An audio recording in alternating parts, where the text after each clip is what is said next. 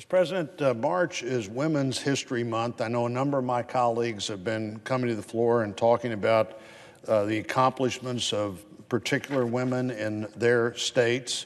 I want to do that same thing. When Virginia Minor, a St. Louisan, was denied the ability to register to vote in 1872, she took her case all the way to the Supreme Court.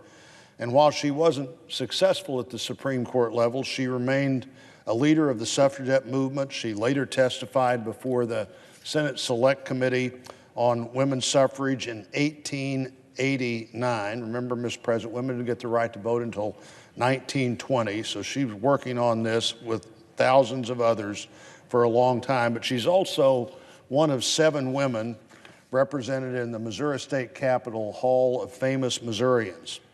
Virginia Minor and her fellow suffragettes blazed a trail for political leadership that others followed. In 1952, Lenore Sullivan became the first woman in Congress from Missouri, and during the 24 years that she served in the House, she became the first woman appointed to the House Democratic Steering Committee.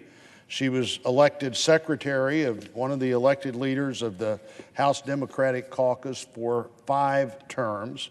Our former colleague, Senator Claire McCaskill, won her Senate race in 2006, and with that, she became the first woman elected to the U.S. Senate from Missouri. Certainly, Senator McCaskill and I disagreed on plenty of things over the years, but frankly, when it came to the big issues affecting our state, we always figured out how to work together to get things done. Also in our state, I'd want to recognize Margaret Kelly, who in 1984 was appointed to the position of state auditor, and when that happened, that made her the first woman to hold statewide office in Missouri. She was elected to a full term in 1986 and reelected 2 more times after that. In Missouri, at least, you can't talk about politics and impact on politics without talking about Phyllis Schlafly, who was a vocal and tireless advocate for conservative ideas. She was never afraid of a fight and also knew when to celebrate what was possible. One of the great things about Phyllis Schlafly was she knew how to win when you could win and what you could win when you could win it, and then how to come back and fight for what you didn't get the first time and continue to work for more. She was a friend of mine. I value her legacy. There's no question that she impacted the political landscape of the country. As I mentioned earlier, Mr. President, there are 7 women represented in the Hall of Famous Missourians. 2 of them were committed lifelong to education. In 1873, Susan Blow, who was born in St. Louis, founded the first public kindergarten in the United States in the DePere Public School in Carondelet. And in 1818, St. Rose Filippini Duchesne opened the first Sacred Heart school outside of Europe. The Academy of the Sacred Heart was the first free school west of the Mississippi and the first Catholic school in what would eventually become the St. Louis Archdiocese. And by the way, I mentioned that this was St. Rose Duquesne, and one of the first women to be an American who rose to the level of sainthood.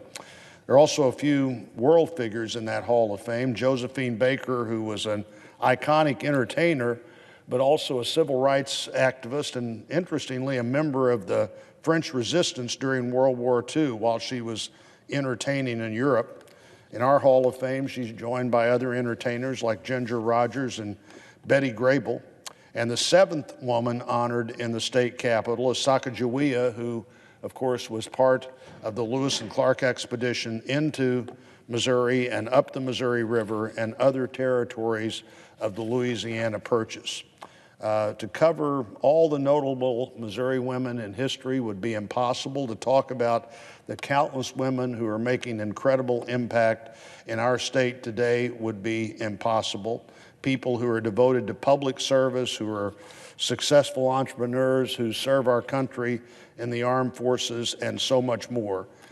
Those women and others continue to help lead our country, to inspire younger women. There's a reason that March is Women's History Month. and thousands and thousands and maybe millions of Missouri women would easily qualify in that category of people who have made a difference in history. So I would yield the floor.